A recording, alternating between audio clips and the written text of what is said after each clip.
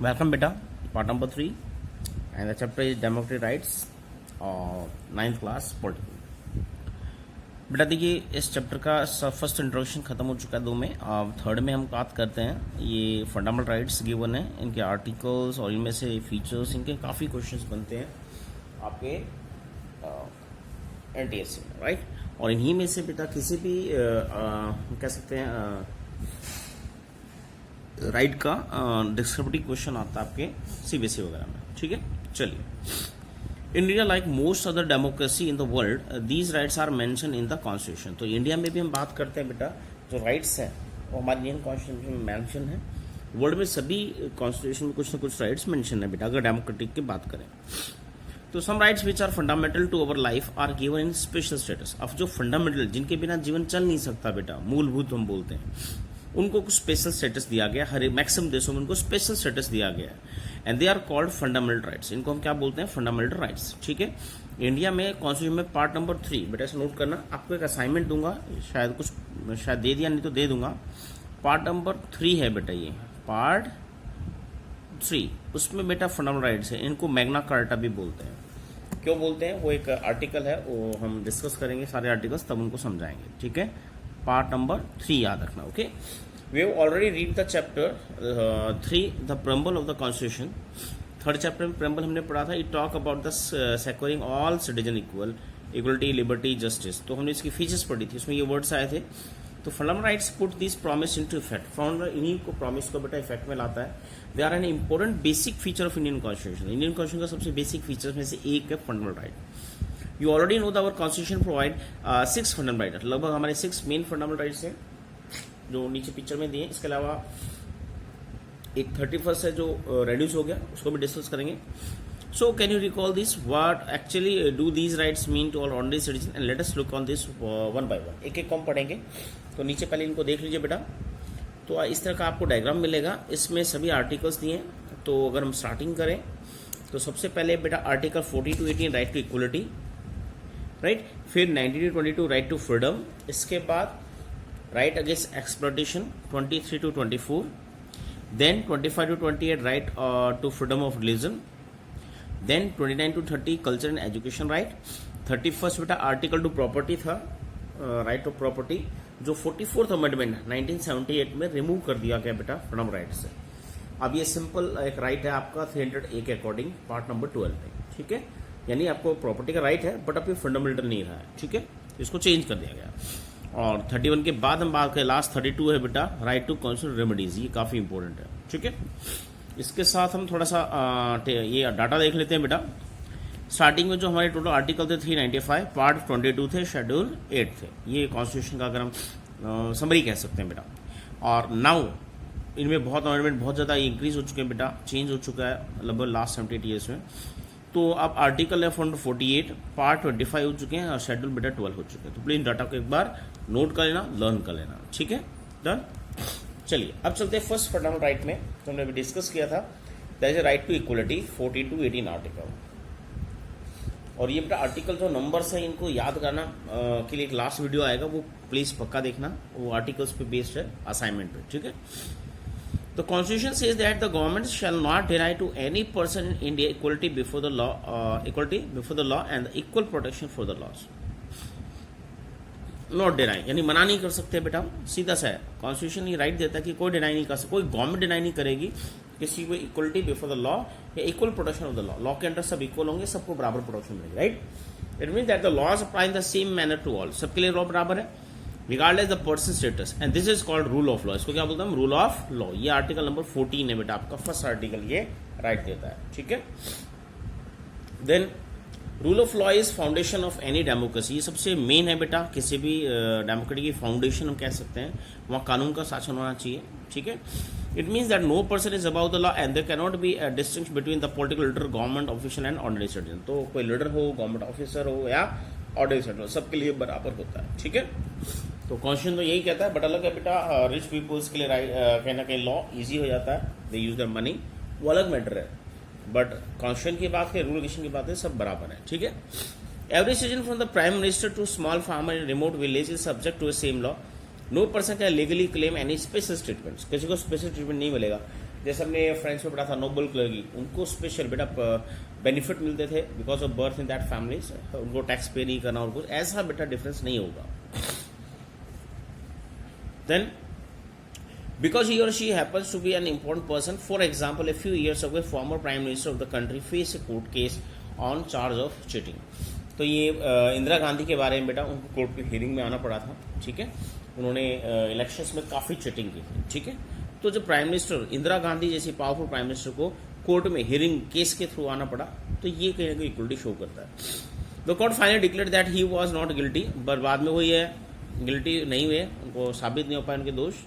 Right, but as long as the case continued, he had to go to court and give evidence and file paper just like an other citizen. आम आदमी की तरह इसको case की hearing करनी पड़ेगी. ठीक है, this basic position is further clarified in the constitution by spelling out some implication on the right to equality. The government shall not discriminate against any citizen on the ground of religion, race, caste, sex, place or birth.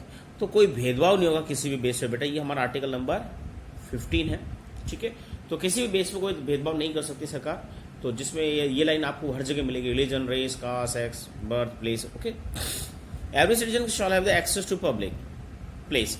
हर जगह उसको access होगा, इन भेदभाव से उसको अलग नहीं कर सकते बेटा. ठीक है, like shop, restaurant, hotel, cinema hall. Similarly there shall be no restriction with regard to use of well, tank, bathroom, ghat, road. यहाँ भी कहीं ना कहीं इस तरह का डिस्क्रिमिनेशन के बेसिस पे, इन ग्राउंड्स पर डिस्क्रिमिनेशन पॉसिबल नहीं है.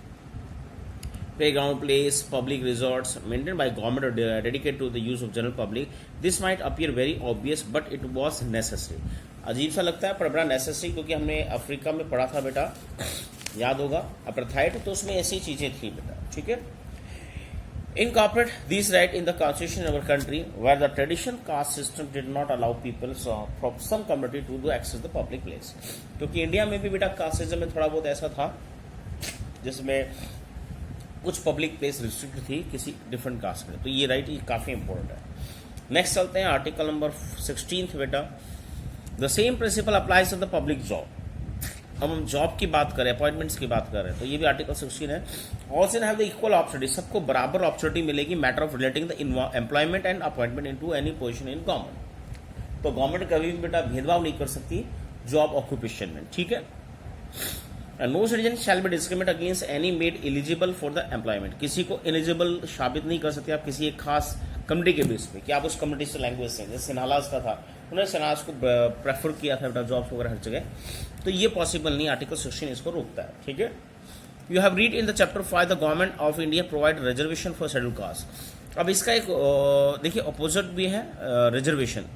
तो यहाँ तो कास्ट बेस पे दिया गया, बट इसको कभी कहीं ना कहीं आर्टिकल 16 का अगेंस्ट नहीं मानते हम. ठीक है, reservation is not against the article 16. देखिए कैसे, scheduled tribes and other backward, OBC, SC, ST reservation है बेटा. तो देखिए ऊपर तो कहा गया है किसी भी बेस पे हम डिस्क्रिमिनेट नहीं करेंगे, सबको बराबर मौका मिलेगा जॉब ऑक्यूपेशन में. बट यहाँ पर हम कहते हैं थोड़ा सा गवर्नमेंट ने ही इन कास्ट को प्रेफर किया है. कैसे देखिए, various government have different schemes for giving preference to the women or women poor physically handicapped. इनको preference दिया गया है in some kind of job. are the reservation against the right to equality? क्या right to equality का against है? They are not. पर ऐसा नहीं है बेटा, against नहीं है. For equality does not mean giving everyone the same treatment. सबको बराबर treatment equality नहीं होती, no matter what they need. Equality means giving everyone an equal opportunity. तो यहाँ equal opportunity को सारा दिया गया है क्योंकि सबको बराबर मौका दिया है. To achieve whatever when they are capable of. Sometimes it is necessary to give special treatment to someone in other to ensure equal opportunity. तो हमें किसी को स्पेशल ट्रीटमेंट देना पड़ता है कई बार. अगर लंबे टाइम से बेटा पीड़ित है या लंबे टाइम से पीछे रह गया तो उसको हमें सपोर्ट करना पड़ता है. ठीक है, तो रिजर्वेशन कहीं ना कहीं उनको सपोर्ट के लिए है. ठीक है, this is what the job reservation do. Just to clarify this, the constitution says that the reservation of the kind are not a violation the right to equality. तो हमारा रिजर्वेशन इन राइट्स को violate नहीं करता है. ठीक है, the principle of non-discrimination extend to the social life of well, and the constitution mentioned one extreme form of social discrimination, the practice of untouchability. तो नेक्स्ट है बेटा ये आपका untouchability काफी इंपॉर्टेंट था. And clearly directed the government to put an end to it. और गवर्नमेंट को सीधा ऑर्डर कॉन्स्टिट्यूशन अकॉर्डिंग इसको एंड करना है. This practice untouchability constitution frame हुआ था बेटा, तभी इस सोशल लेवल को वहां डिस्कस भी किया था. Has been forbidden any form. किसी भी फॉर्म में बेटा untouchability इंडिया में रेगुलेट नहीं हो सकती. आर्टिकल नंबर 17 है, आप 8th क्लास में इसको पढ़ चुके हैं. It does not mean that refusal to touch people belong to certain caste. It refer to any belief or social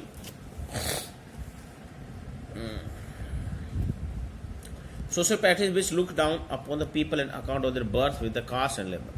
cast label by birth की वजह से, कम्युनिटी की वजह से आप किसी से भेदभाव नहीं कर सकते बेटा, जाति सूचक। ओके, तो अनटचेबिलिटी इंडिया में काफी थी, तो उसके अगेंस्ट बेटा आर्टिकल नंबर 17 है। Such practice deny the interaction with others or access to public place or equal citizen, so the constitution made ultimately a punishable offense. इसके बाद बेटा आर्टिकल 18 जो डिस्कस नहीं है, क्योंकि फ्रीडम के बाद अप्लाई हुआ था ये, और कुछ दिन था ये, और अभी भी वैसे अबोलिशन ऑफ टाइटल, जो ब्रिटिश ने टाइटल दिए थे वो सब अबॉलिश कर दिए थे आर्टिकल नंबर 18 के अकॉर्डिंग। ठीक है, चलिए लास्ट में एक पिक्चर दी, उसको डिस्कस कर लेते हैं बेटा। यहाँ पिक्चर दी है और ये रिजर्वेशन को कहीं ना कहीं शो करती है। जैसे आपने स्पोर्ट्स में देखा होगा बेटा, जब स्टार्टअप होता है तो जिसका बाहर वाला बड़ा सर्कल है, अंदर वाला छोटा सर्कल है, तो बड़े सर्कल को क्या करते हैं वो 15-20 मीटर आगे से दौड़ता है वो, और जो सबसे छोटा सर्कल है वो स्टार्टिंग पॉइंट से होता है। तो इनको देखो, आपको इनकी स्टेप्स आगे आगे से दौड़ना शुरू होता है। जैसे देखिए यहाँ नंबर डाल रखा है, इसलिए इनका यहाँ से दौड़ेगा, इसलिए इनका वहाँ से दौड़ेगा। तो ये जो स्टेप्स है कहीं ना कहीं लाउटर जो सर्कल है जिसकी लेंथ ज़्यादा है उसको बराबर लाने के लिए उसको आगे से दौड़ाते हैं। दिखने में स्टार्टिंग में अजीब लगता है, बट अगर हम लेंथ मेजर करें तो that is actual length. Okay, तो रिजर्वेशन भी ऐसे जो पीछे है, राइट, उनको रिजर्वेशन के थ्रू इक्वलिटी लेके आना, ये रिजर्वेशन का पर्पज है, तो वो राइट टू इक्वलिटी के अगेंस्ट नहीं है। ठीक है, अब यहाँ अनटचेबिलिटी के ऊपर एक पैरा दिया, एंड करते हैं बेटा वहीं। Right team P Sainath wrote a series of news report in the Hindu describe the untouchability. Untouchability को बेटा काफी डिस्क्राइब किया था उन्होंने। तो यहाँ एग्जाम्पल देखते हैं द लिस्ट का। Tea stalls keep 2 kind of cup. Tea stall का बात करते हैं, चाय की दुकान में 2 टाइप के कप्स होते हैं, 1 फॉर दलित, 1 फॉर अदर्स। तो ये भी अनटचेबिलिटी को रिप्रेजेंट करता है। Barber refuse to serve Dalit client, जो बाल वाला का काटते हैं बेटा नाई वगैरह, वो दलित की सर्विस देने से मना कर देते हैं। Dalit student were made the sit separately, Dalit student को अलग से बैठाना। Classroom drink water for separate picture, उनका नल वगैरह अलग करना पानी पीने का। Dalit grooms were not allowed to ride on a horse, जो दूल्हा होता है दलित का उसको घोड़े पे नहीं चढ़ने देना। ओके, ये कई चीजें हैं।